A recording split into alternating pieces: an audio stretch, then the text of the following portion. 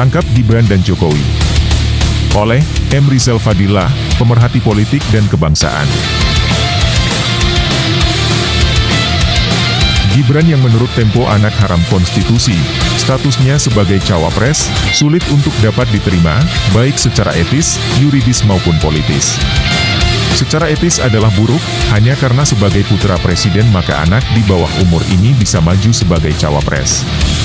Secara yuridis, lolosnya Gibran merupakan hasil dari perselingkuhan dan permainan hukum melalui Mahkamah Konstitusi, MK.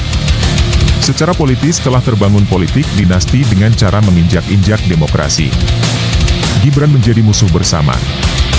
Gaya politik angkuh, tidak peka dan semata bersandar pada bapak, merupakan model figur seorang pangeran dari sebuah kerajaan. Pertolongan paman dan dorongan ibu telah menguak ketidakmampuan diri untuk mandiri. Menjadi boneka atau alat dari perpanjangan kekuasaan famili.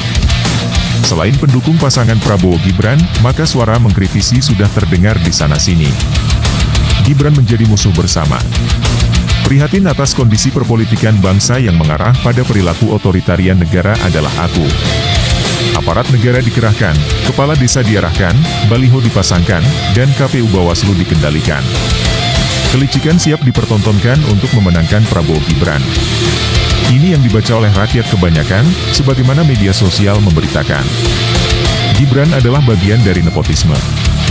Kamus Besar Bahasa Indonesia, KBBI, memberi definisi bahwa nepotisme adalah 1. Perilaku yang memperlihatkan kesukaan yang berlebihan kepada kerabat dekat. 2. Kecenderungan untuk mengutamakan, menguntungkan, sanak saudara sendiri, terutama dalam jabatan, pangkat, di lingkungan pemerintahan. 3. Tindakan memilih kerabat atau sanak saudara sendiri untuk memegang pemerintahan. Nah, ini nampaknya pas untuk Gibran, Jokowi dan Anwar Usman. Ketiganya menjadi paket dari nepotisme. Mengapa Jokowi harus ditangkap? Karena Jokowi adalah biang dari nepotisme itu.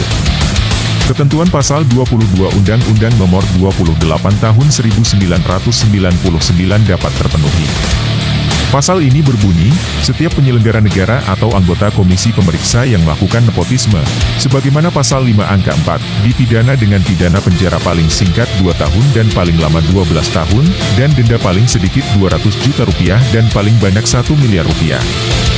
Adapun pasal 5 angka 4 menyatakan tidak melakukan perbuatan korupsi, kolusi, dan nepotisme.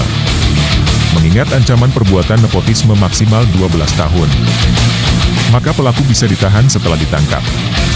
Oleh karena itu, Gibran dan Jokowi yang sudah sangat jelas diduga keras memenuhi unsur perbuatan nepotisme, dapat segera ditahan oleh penyidik. Hal ini agar dapat berhenti perilaku cawe-cawe, yang dinilai telah merusak kesehatan politik dalam berbangsa dan bernegara.